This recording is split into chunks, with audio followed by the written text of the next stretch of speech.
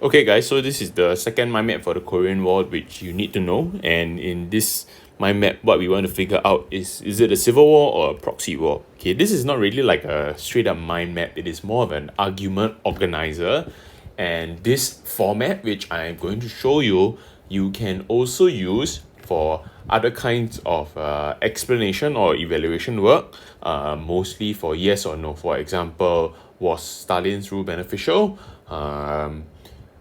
Who started was the use of the atomic bomb justified, things like that. Okay, so let's have a look at it. The Korean War, the nature of the war, is it a civil war or proxy war? So here clearly there are two positions, so I will write them down. Civil war and proxy war. So obviously there are arguments for both. Okay. Before we start, let me just say that in order to be able to make use of this mind map effectively, you must know your content very well. Okay, because all that content is the evidence that you're going to use to build these arguments. Okay.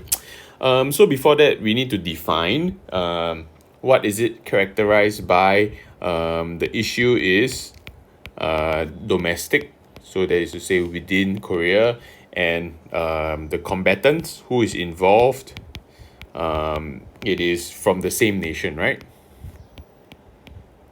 So as long as we have evidence that fits this, it can prove that it is a civil war. Whereas in a proxy war, the issue is one of ideological conflict, and the combatants, it will definitely involve superpowers. Okay, along with whoever else is involved. Okay, so this is how we can judge whether it's a civil war or proxy war. Now, as you can see, it is very similar to the design of the notes for chapter 2.2. But if you just simply copy the notes, then it is not going to be very useful. Okay, so how can we say this? Okay, so I'm going to try to show you how I can prove that it is a civil war. Okay, so my argument one, so in this way I'm structuring arguments instead of just content mind maps. Okay, so argument number one, okay, is a civil war because the key issue is Korean reunification. And what is the evidence? The evidence is that the North Korean invasion was because Kim wanted to reunify Korea under his rule, right?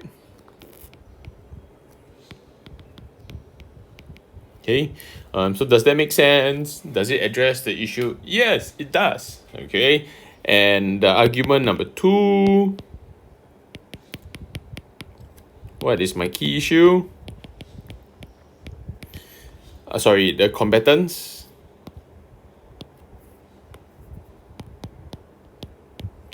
Is obviously North Korea versus South Korea, right? The evidence is I have my border conflicts, the start of the war,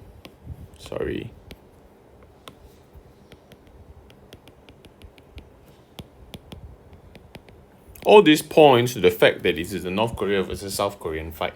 Okay, so what you need to do is make sure you have your arguments. What I would suggest, okay, down here I'm just writing key issue, and then I write Korean unification, just like that. But that's because I'm very confident of being able to craft the topic sentence. Okay, in terms of preparation, I would like to suggest that you guys write out your whole topic sentence. Remember, topic sentence is point plus reason.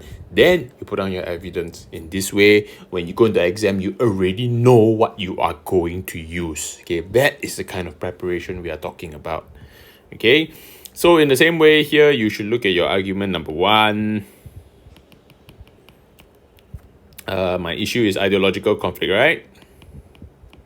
How can I prove that it is ideological conflict? I can talk about post-World War II partition. I can talk about support by superpowers. Okay, so on and so forth. I could also talk about argument number 2. I would talk about who was involved, right? USA involved. China was also directly involved. Okay, was the USSR? You can say it was indirectly involved. Okay, so arguments like that, you can see that I am trying to construct there is a link between the issue. I'm looking at the issue and the combatants because that is how I originally defined what is going on over here. Okay, so it is always that is why it's very important to work out your definition. Okay, the third argument which you guys need to look at, this is the most complex argument, is the resolution. Okay, because how something is ended will also tell us about what is the nature of the conflict. Okay, so the resolution for argument number, how do I know that it is not a civil war? How do I know that it's a civil war? Is that the war is not over.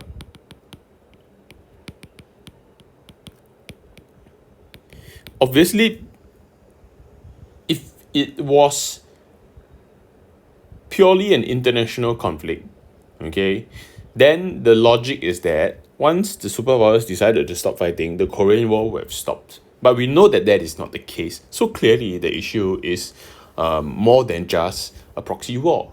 Okay, but naturally, if you look at the flip side of the argument, you need to look at the fact that the international the superpowers basically forced an end to the conflict.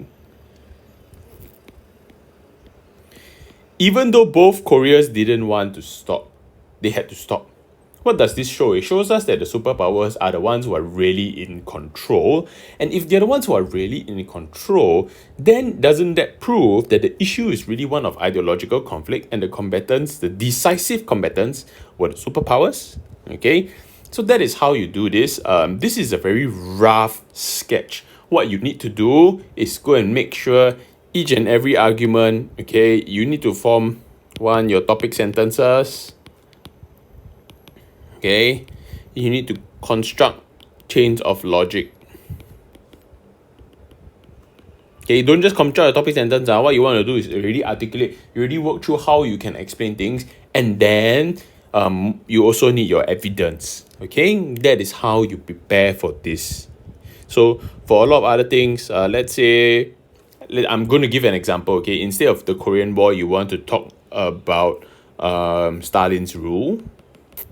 And the question, instead of civil or proxy war, is it a positive impact or is it a negative impact? Sometimes you can do your argumentation like this also if you don't like the Mindmap form. Okay, so of course I will make this available online as well. Please spend this week, term 2 week 6, to work through and prepare these mind maps. It will help you to consolidate what we have learned. All right. Okay.